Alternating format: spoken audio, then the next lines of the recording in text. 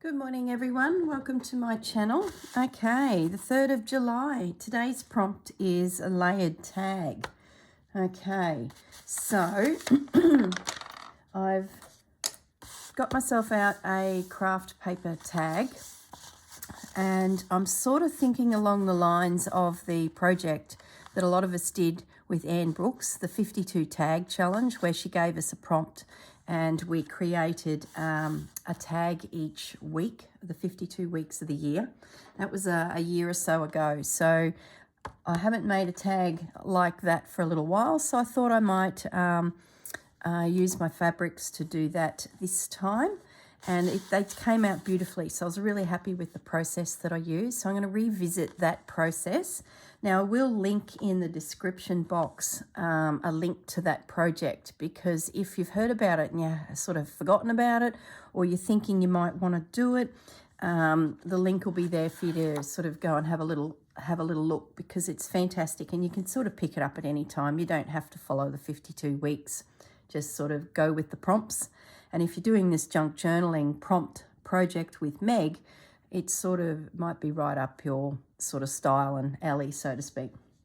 Anyway, so channeling the Anne Brooks project, I would always cut myself or rip myself a base piece of fabric, which will go eventually onto my tag. Now, then it's a case of layering, and we'll try and do a little bit of stitching in it and sort of see where we go. So what will I look at first? I do have some scraps from the Stamperia Paper, so I'd like to include a bit of that. This piece here, I need to check that hole. First of all, let's mark the hole so that when this fabric is attached, we know where that hole is, and we won't get any surprises that some of your beautiful work is going to have a reinforced hole punch through it. So we want to make sure that that's all good. So we now know that. So I can pretty much work now within that boundary, knowing that there'll be a grommet go there to sort of reinforce my tag. I'm liking that. I just need to ink that. It's a little torn piece of scrapbook paper with some Japanese text on it. So I think that's a really good start. Okay. Yeah, and that'll fit. I don't think I need to take anything off that, actually. That's pretty good. Now, I want to use some fabric. Now, I do have a lot going on with this paper, so probably need to be a little bit plainer with my choice of fabrics. Maybe I'll use a bit of denim. Here's a bit. Okay. Yeah, I'm liking that. I like the colours, the denim, the beige, and the red. Love it. Okay, I like that. Maybe we need a pop of red fabric. Cut a little piece off. Now, I mentioned in yesterday's video that I did print from Tracey Fox's Etsy store, Love Junk Journals, some Japanese kits. Now, in there was just some general Japanese papers, some script, and also I'm going to try and get this flower if I can. This fabric doesn't rip, so I need to actually cut it, and then we'll feathery up the edges of it so that it looks like it sort of fits. So we'll just rip that a little bit. Yeah, so Tracey has 2 kits. I'll link them as well. I need to start writing down things I mentioned. So I've mentioned Anne Brooks, so I'll put that in the description below. And Tracey's Etsy store, Love Junk Journals. Now, Tracey has some labels that she's done in the Japanese script. So they are super cool, very handy. Don't know what they say, but they look great. I think I'm going to cut that just a little bit. I don't like how the top of the paper and the top of the denim meet. So I just want to lower that down a little bit. I'm liking that. I've got my cherry blossom there. Just happens to be a cherry blossom, which is good. So I'm thinking that little guy can go there, or maybe there, or underneath.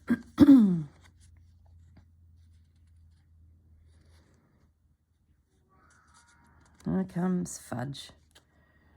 Yeah, I'm thinking there. Yeah, I like that. Looks good. And I can stitch around the cherry blossom with some thread, so I'm liking that opportunity. Now it's all about layers, so maybe we need a little bit of grandma paper. This is the paper she was using to draft patterns with. I've mentioned in my first video it was going to be one of my elements to use, my grandma dressmaking paper. A little bit of that through the pieces will be a lot of fun. Plus it's that nice neutral tone. It's quite strong, so to stitch it can be done. Fudgy's not happy. We'll need to tear that down this side just to get that straight edge gone. So I'll do that. Okay.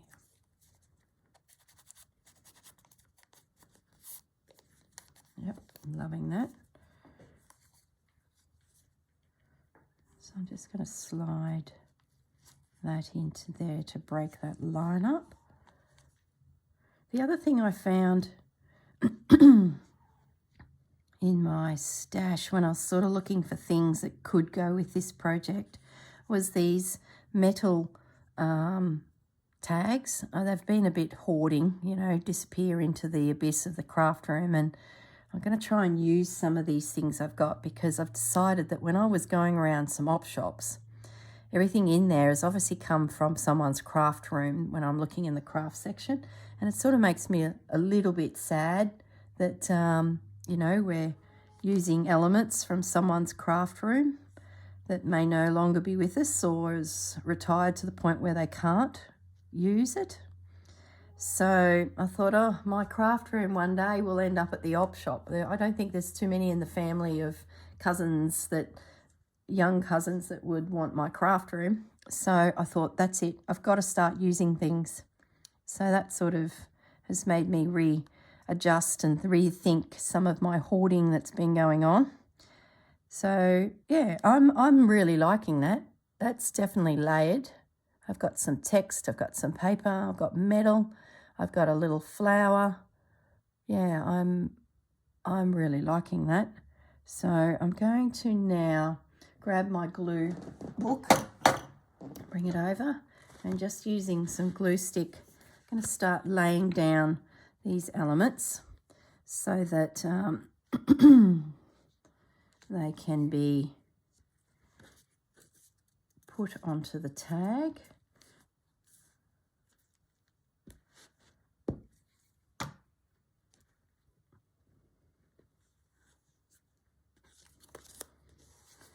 And the glue stick is just good to, oh, I'm not even in shot. The glue stick is just a good way to fix it to the fabric backing so that you can then stitch the piece and it's not going to wriggle around. You can pin it, of course, but I don't mind the glue stick sort of assisting.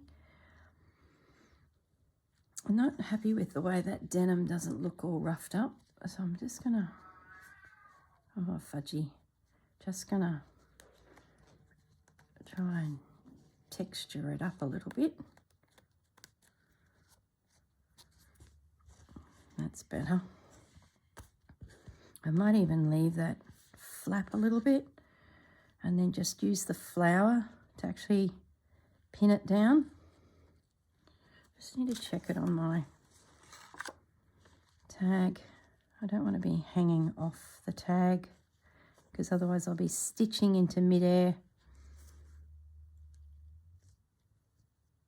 when it comes to working on that little piece there. Okay, so I'm happy with that. Just going to put a little bit of glue. I'm still not in shot. Let's move this over. A little bit of glue there on the back of that, just to get that into position. So I did end up moving over the little flower, because if I had have kept going the way I was going, it would have been hanging off the edge of the tag and I would have been stitching out here in midair. I sort of think I want to add some more paper. I don't know. Or do I want to add some, maybe I'm going to add the Tracey label. Hang on, I'm just going to reach over and grab the pages that I printed off. Where are they? There they are. That's one. That's the second one. So Tracey's got in her Japanese kit all these labels. So they're familiar labels to us all. She's done some neutral ones and some coloured ones. So if you are considering a Japanese journal, it's yeah, a lovely little element that we can use on our projects. I'm thinking I might have to sit and fussy cut these out tonight so that they're ready to go, because I don't want to waste your time watching me get these labels organised. I'm thinking this little blue one, actually, just to pick up on the denim blue.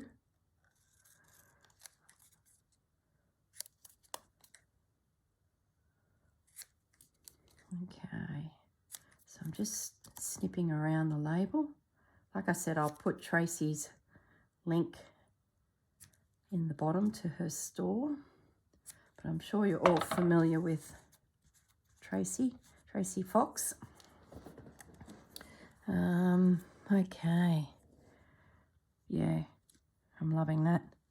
Just brings a little bit more of the Japanese text into the front. So I'm just going to, I probably won't glue it on at the moment because I think I need to do my stitching next. So I'm just inking the edge of that label to get rid of the white. I'm going to grab my thread. I'll just put that to one side. Get rid of this glue book, don't need that at the moment. I'm going to grab my thread and see where we can add some of this white. Yeah, I'm loving that. And then where was that label going to go? Was that going to be in the way? Or do we able to still tuck it in? I don't even mind it there. Or there.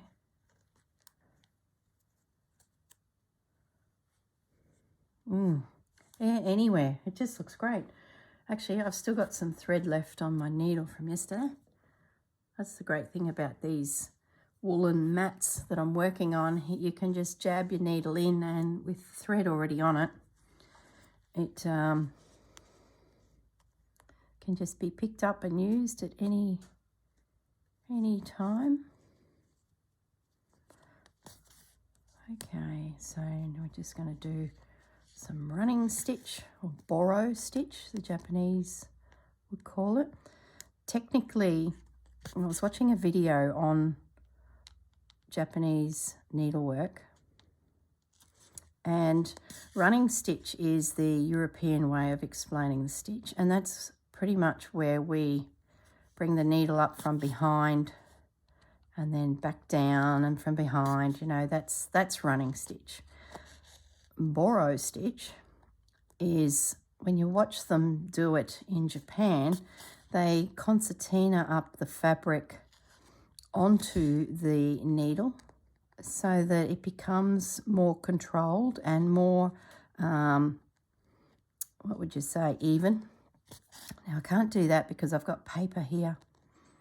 Excuse me. Yeah, paper in this layers, so I can't really do that. But if you're wondering how they get, I like that. Maybe I just stop there. Let's have a look at this little label. So if the label went there, maybe. And then I've got my metal tag, can still pop in there. Yep.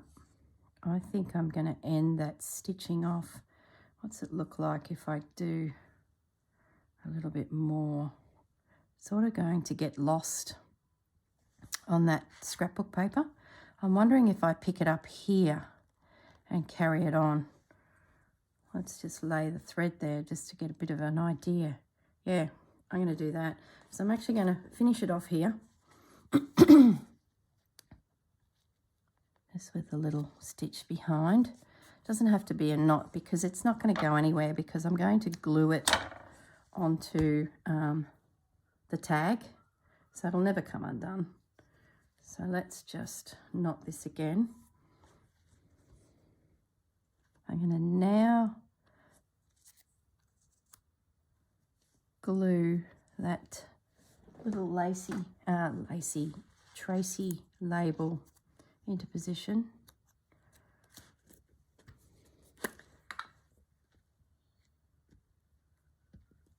Like so. Oh gee, Japanese writing. How do we know if we've got it up the right way or not? I hope I don't insult anyone out there that knows the Japanese text and can read it. I hope that looks okay, but I don't know. All right, I'm going to pick up that thread probably there.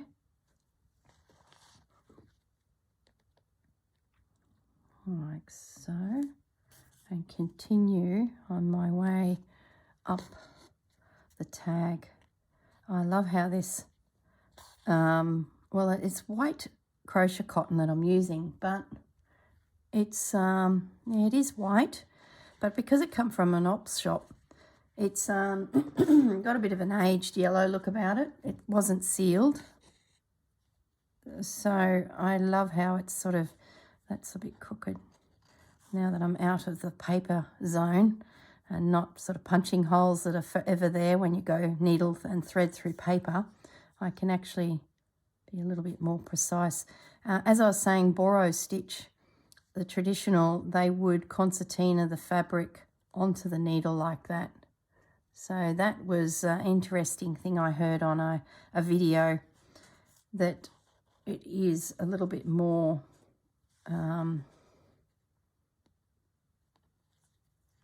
sort of threaded onto the needle, if you will. So that's that finished. So I'll just pull that through at the back there to secure and snip it. Pop my needle back in my mat because I'm sure I'll pick it up again at some point. Okay, so I might just leave it at that, I think, my layered tag. Now I am going to add this little fellow. Will I stitch it with this, or will I use, no, I'm not going to stitch it with that. I'm going to stitch it with this blue, I think. Yeah, I've got this blue crochet cotton out as well that sort of matches the tones of this project as I sort of gathered a few materials together. So I'm going to lift it up a little bit. Do I go down?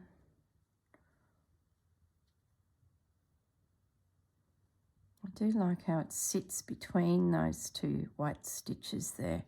Or do I go lower? Let's have a look. I'm looking up at the screen of my TV. As I've said before in videos, I've got a TV in my craft room, and my husband purchased me an Apple TV box. And what that allows me to do is when I'm filming on my iPad or my phone, my Apple iPad or Apple phone, I can screenshot it or share it up to my TV via that little box. So it's really handy when I'm crafting to get a bigger picture of what I'm doing. So it's like when those painters will be busy painting their oil painting, and then they'll step back and take a look, and you sort of see it come alive. That's the same with having your work projecting up onto your screen. It sort of gives you that look from another direction,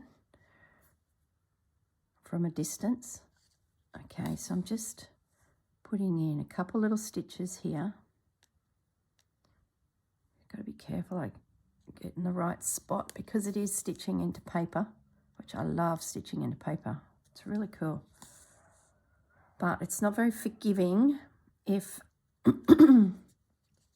you come up in the wrong spot. So you do have to be a little bit mindful. I will put a little knot here on this one because I'm holding on this embellishment, this metal tag. Gosh, you can still hear in my voice that my COVID is still lingering around. I feel really good. Like, I don't feel ill. I haven't felt ill for a few days now. It's just this in the back of the throat business. So there we go. I'm now a week into my isolation COVID, and once we hit 7 days, which will actually be tomorrow, I can do a test, and if all my symptoms have gone, I can then go back out in public, but I need to wear a mask for the next 7 days. But it doesn't include a dry cough in the description of symptoms, so because apparently that could be with me for some time as my body gets rid of the rest of this virus. Okay, I'm just doing a little knot. And it's ironic that this project's happening too, because as I said in my introduction, we were planning a trip to Japan, and I'd made a journal. It didn't happen, 2020, due to the pandemic hitting. So it then got pulled apart, and I used the cover for something else. I'm going to put some of that cheesecloth on there. I pulled the cover off, and these pages were left sort of just sitting around. So I'm rebuilding the journal, but with more of a textile needlework feel, which how am I going to glue that on? I'm not going to glue that on with that stick because it will just disintegrate. I'm going to use a little bit of this art glitter glue. So the project's sort of coming back out of the woodwork, and I'm making a journal that if I get back to Japan or get a holiday to Japan, I can grab it, take it with me, and I'll have plenty of space in there to do some gathering of fabrics, storage of fabrics that I find on the holiday, and yeah, have a lovely spot to put all my goodies that I gather if I ever get back there. We were doing a cruise, so it would have been fantastic. I'm just thinking this is a little plain here. What have I got that could be tucked in there? In addition to those labels, I got on the internet and just Googled Japanese stamps, and I found some great stamps. And I'm wondering if I can use, where are they? Use one of them on the project. Yeah, I'm going to cut that little guy out. He's red. He's a bit pale, but I think it'll work.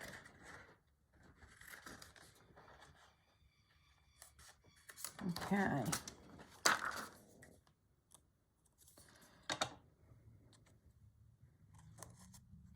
Is that going to work? Or am I just...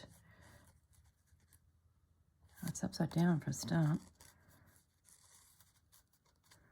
Yeah, I like it. It just sort of drags my design out a little bit. It's not upside down. What's upside down? That's the way to go. tuck it in there like so.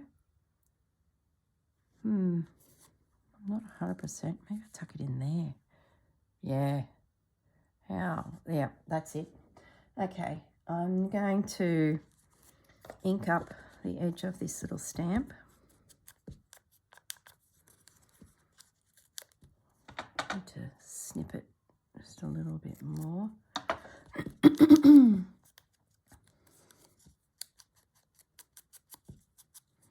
And I'm just going to apply some art glitter glue to the back. Put the pin in and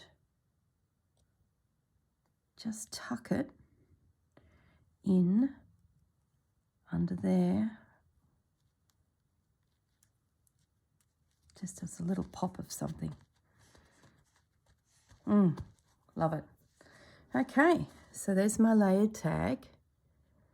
And now, going back to the way I did my tags with the Ann Books project, let me get my glue book. I don't want to be gluing on my fabric. I'm just going to apply the glue stick all over the tag. And then add my piece. Now these little prompts that we've been given when we make all sorts of random things, it's going to be great because they'll be within my journal. So if I do get to Japan in a few years' time, I'll be wanting to make tags and bits and pieces for the journal as I use it. So to have a few elements in there already that could be the prompts to carry on with, if that makes sense. Yeah, loving that. I'll leave all that up in the air, all that, because I love how it feels textured. There we go. That's the back of the tag. I'll just trim the top edges and then fray that a little bit so it looks like it's all part of the process. There we go. Oh, I love it. That's come up really well. I just love this colour combination. So pretty. It's technically not the Stamperia Paper colour combination, but I don't know, it sort of works. It sort of helps build a whole theme within a theme. Okay, now what did I want to do next? Oh, I need to do a reinforcing tag. So I'm just grabbing my crocodile. If you don't have one of these, I'd highly recommend you get one because they do such a good job at putting in the tags, the reinforcers. That's my little dot I put there earlier, so I can cut that out like so. And then we'll pick a tag. I might pick black, I think. Do I do black? Yeah.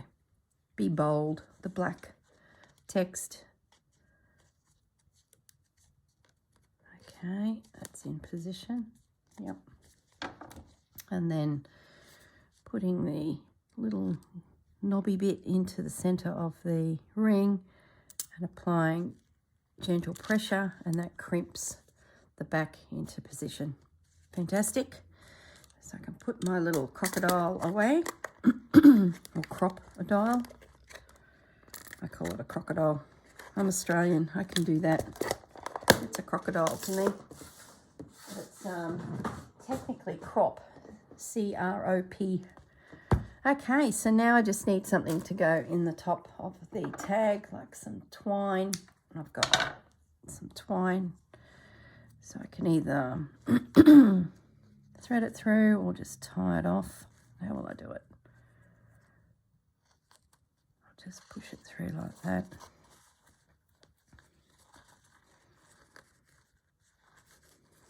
And just knot it like it's a tag that's come off an old bag of rice or something. There we go. I love it. Okay, that's my prompt for the 3rd of July. Okay, so tomorrow's transparency. Oh, that'll be a challenge with fabric. Gonna have to think about that one. Okay, thank you everyone. There's my tag ready for my Japanese journal. Thank you very much. See you all soon. Bye.